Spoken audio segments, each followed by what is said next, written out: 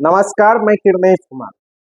18वीं लोकसभा चुनाव के छठे चरण में बिहार की 8 लोकसभा सीटों वाल्मीकि नगर, पश्चिम चंपारण, पूर्वी चंपारण, शिवहर, वैशाली, महाराजगंज, सीवान और गोपालगंज सुरक्षित में 25 मई को वोटिंग होगी। 23 मई को चुनाव प्रचार समाप्त हो गया। इस चरण में कई दिग्गजों की प्रतिष्ठा दांव पर लगी है। इस चरण में 86 उम्मीदवार चुनावी दंगल में खम ठोक रहे हैं, तो करीब 1.5 करोड़ मतदाता अपने मताधिकार का प्रयोग करेंगे। इन मतदाताओं के लिए 13,591 मतदान केंद्र बनाए गए। अगर दिग्गजों की बात की जाए तो सिवान लोकसभा सीट से बिहार विधानसभा के पूर्व अध्यक्ष अवध बिहारी चौधरी चुनावी दंगल में खम ठोक रहे हैं, तो पूर्वी चंपारण से पूर्व केंद्रीय कृषि मंत्री व भाजपा के पूर्व प्रदेश अध्यक्ष राधा मोहन सिंह मैदान में है।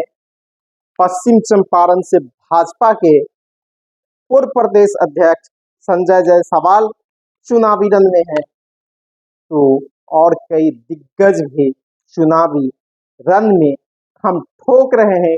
लेकिन सबसे ज्यादा चर्चा छठे चरण में सिवान लोकसभा सीट की है, जहां से राजद ने बिहार विधानसभा के पूर्व अध्यक्ष अवध बिहारी चौधरी को चुनावी दंगल में उतारा है। तो निर्दलीय राजद के पूर्व सांसद शहाबुद्दीन की पत्नी हिना साहब मैदान में खम ठोक रही है।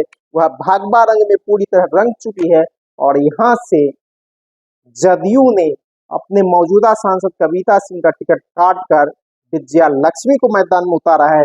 तो छठे चरण की सबसे हॉट सीट, सबसे ज्यादा चर्चित सीट सिवान लोकसभा सीट है और सबकी निगाहें सिवान पर टिकी हुई है। इस चरण की बात की जाए तो वाल्मीकि नगर से राजद ने दीपक यादव को, जदयू ने सुनील कुमार को मैदान में उतारा है। पश्चिम चंपारण से कांग्रेस के मदन मोहन तिवारी और भाजपा के संजय जायसवाल आमने सामने हैं। पूर्वी चंपारण से वीआईपी के राजेश कुशवाहा और भाजपा के राधा मोहन सिंह के बीच लड़ाई है। शिवहर में राजद की रितु जायसवाल और लवली आनंद के बीच लड़ाई है।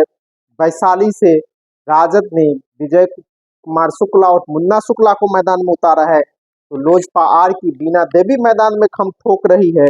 महाराजगंज से कांग्रेस के प्रदेश अध्यक्ष अखिलेश प्रसाद सिंह के बेटे आकाश प्रसाद सिंह को चुनाव मैदान में उतारा है। तो उसके सामने पूर्व बिहार सरकार के पूर्व मंत्री जनार्दन सिंह सिग्रीवाल मैदान में है। सिवान की चर्चा पहले हो चुके हैं। राजद से अवध बिहारी चौधरी, निर्दलीय हिना साहब और जदयू के विजया लक्ष्मी के बीच यहाँ त्रिकोणात्मक लड़ाई है। गोपालगंज से जदयू के आलोक सुमन और वीआईपी के चंचल पासवान यहाँ मैदान में है। चंचल पासवान आरएसएस विचारधारा के हैं और यूं कहा जाए इस चरण की लड़ाई बराबर की लड़ाई कही जा रही है। अगर इसमें शिवहर सीट राजद की सीट तय है, शिवहर और वैशाली में राजद की जीत तय है, वहीं वाल्मीकि नगर में भी लड़ाई है, सिवान में भी लड़ाई है और कहा जा रहा है पूर्वी चंपारण में जो बूथ मैनेजमेंट करने में सफल रहेगा उसकी जीत होगी। इसी तरह पश्चिम चंपारण है, गोपालगंज है, महाराजगंज है। अगर महाराजगंज में कांग्रेस उम्मीदवार को भूमिहार का सौजातीय वोट मिल जाता है तो उसका पलड़ा भारी हो जाएगा।